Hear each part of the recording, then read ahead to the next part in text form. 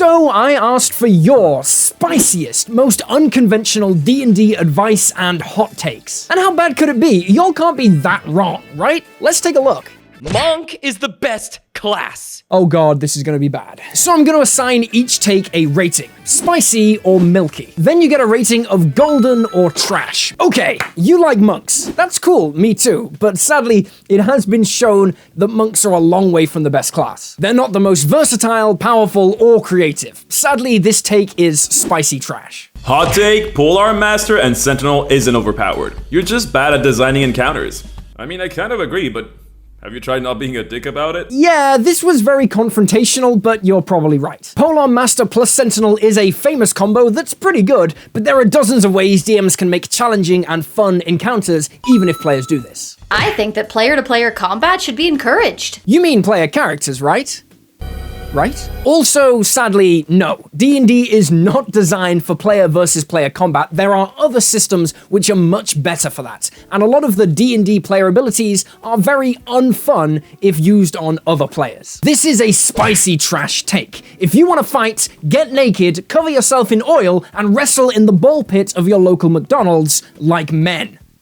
Other men do that, right? Gatekeeping is necessary for a healthy community. Gatekeeping chases out people who enter a community and attempt to change it to fit their wants. It makes new players uncomfortable, sure. But after a while of getting to know why people like something for what it is, it makes sense why people see outsiders as a danger. Oh my god, what a bunch of words that a human being wrote down. Okay, so respectfully, I hate this philosophy, and it makes no sense. You're talking about D&D like it's something you have a personal claim to, like you have a right to chase people away from. But you don't. Whether someone is new or old school, they have the same right to play the game as you and play however they like. This person says it makes sense why people see outsiders as a danger, but outsiders aren't a danger to D&D. Why the fuck would you care what other people are doing at their table? It has nothing to do with your game. If new people come in, that's only good for D&D. D&D dies the second they don't get new customers. This is basically saying new people bring new ideas to the game, and I find that threatening, which is the most stereotypical evil boomer toxic bullshit ever. But I'm having a go at this take, not the person who wrote it, whoever you are. Please don't unsubscribe. D&D memes ain't very funny. Yeah, a lot of them are awful, but most memes are awful, right? Like 99% of the internet is pure trash. There are some good D&D memes, but yeah, mostly I agree that they're awful. This is milky gold. The Dungeon Master gets to kill players whenever they feel like it. You mean player characters, right? Right?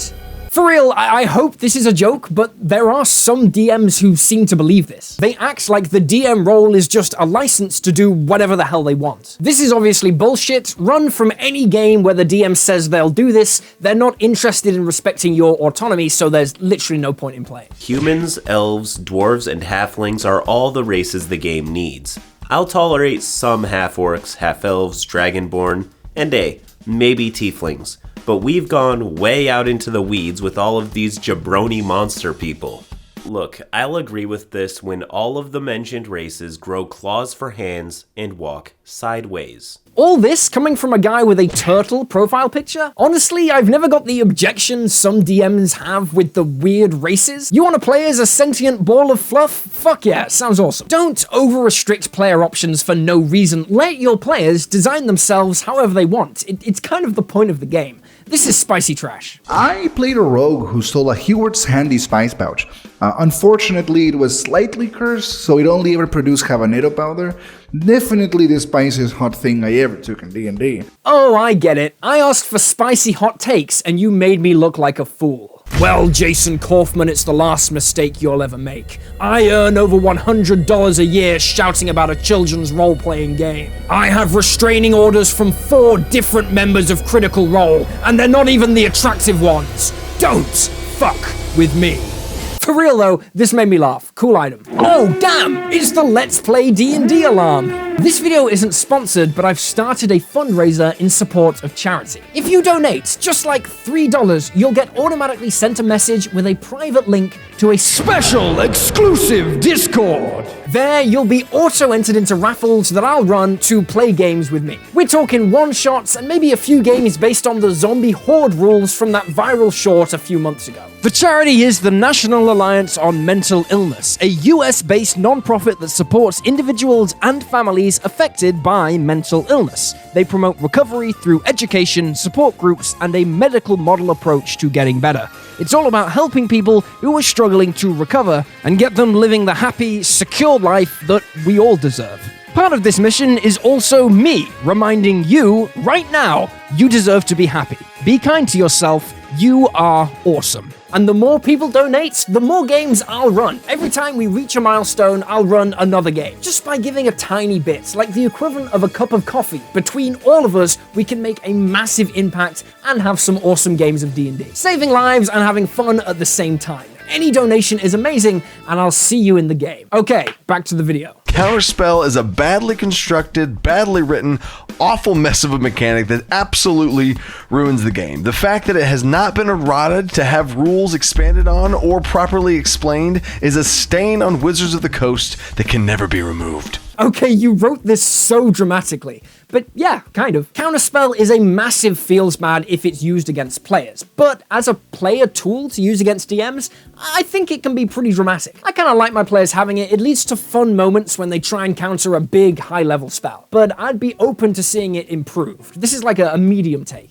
Monks not wearing armor just makes me think of them wearing only boxers. Wow. When I said hot take, I didn't mean sexy as fuck. When a player asked if they wanted to play a boxer-themed monk, I didn't know that was what he meant. You know what I'm saying?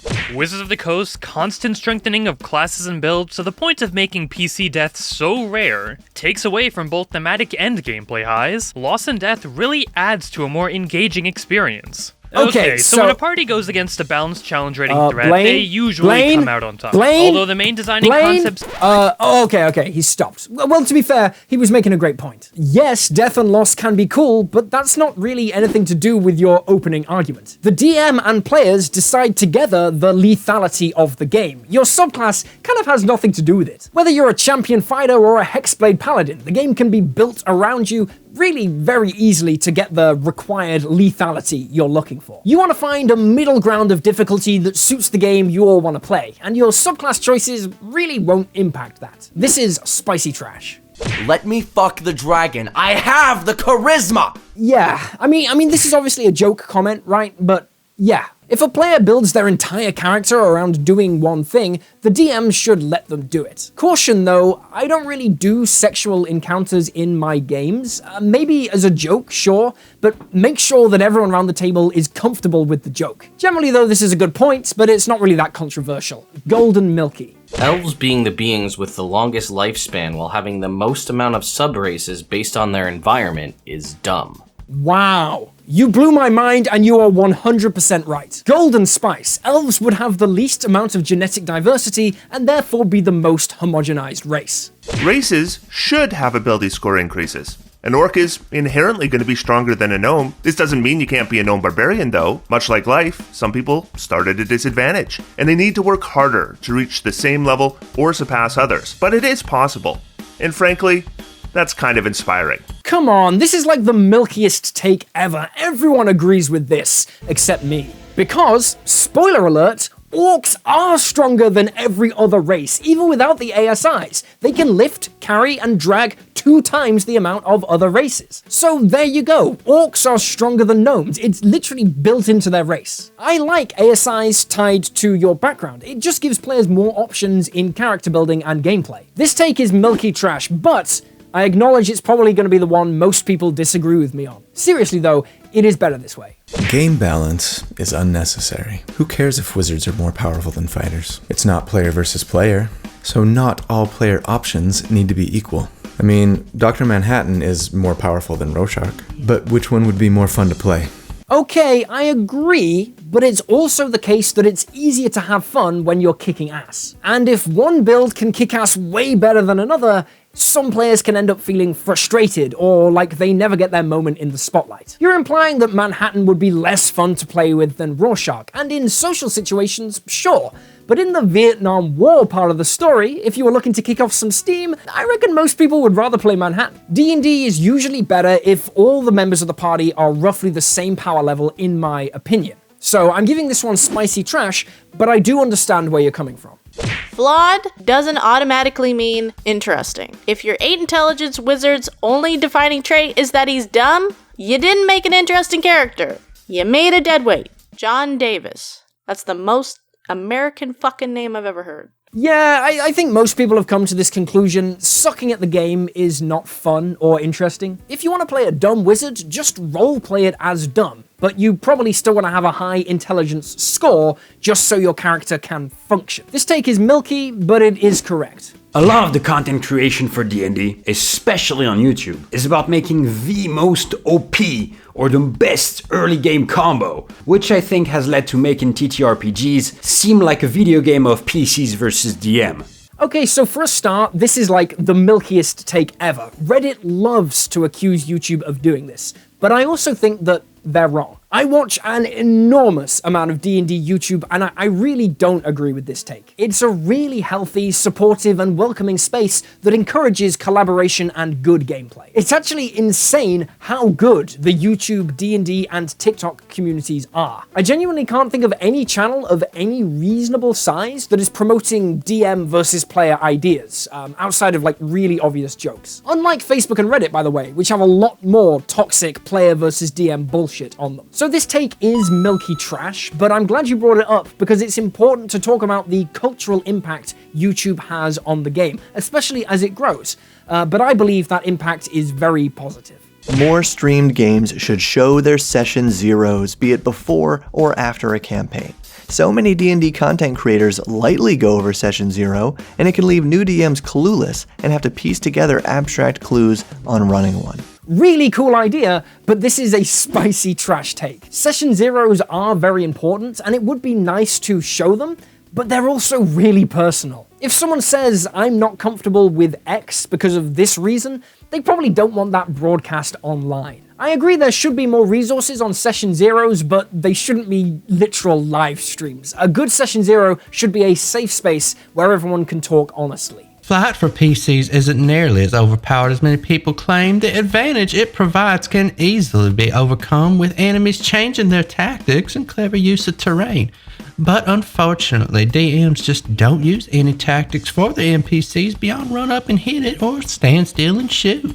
Yeah, 100%. Flight is strong, but there are stronger abilities out there. I agree. I think most people agree. It's just that some people disagree very loudly. This is a golden milky take. DM PCs are not inherently a bad thing. Besides providing another character to have fun and interact with and help in areas, the DM is a player too, and sometimes they just want to play a character like the players do. I gotta disagree on this one, dude. If someone tries to play as both a DM and a player, it just falls apart really fast. DMs are players too, yes, but it is a different type of player. If a DM wants to be a player, they should find a game where they can be an actual player. If you can't find a game to play in, if you're like stuck as a forever DM, just hop into my Discord. I'll link it in the description. There's a room there for finding other players who want to play the game. Do not try and scratch that itch by forcing yourself into the party as another player while also controlling all the monsters and doing all the DM stuff. It's just tedious and boring for everyone else. Get your player time in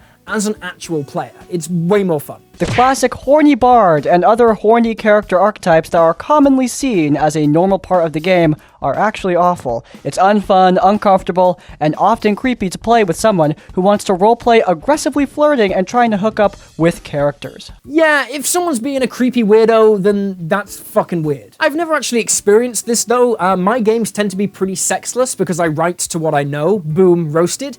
But if someone is being creepy or misogynistic or hateful to any group of people, yeah, obviously that's fucked up. I don't know if the horny bard stereotype is actually inherently awful though. I think it is meant to be a joke. If someone's memeing as a horny bard, they probably just think that's funny and don't realize that it's making you uncomfortable. So communicate with one another and say to them, bro, this is not landing. If they're doing it seriously or they don't stop after you ask them to, then yeah, it's time for that player to leave. You deserve to feel happy and safe while playing the game, and I hope saying that you deserve those things is not a spicy take. But anyway, that's a slice of D&D hot takes from you, the people. Thanks to everyone who appeared in this video. Putting the audio together this morning before I recorded, I actually got a little overwhelmed with how awesome and generous everyone was with their time and their talent. So Thank you for being amazing. Also, this month's issue of the DM Secret Weapon is pure fire, introducing an entire rules expansion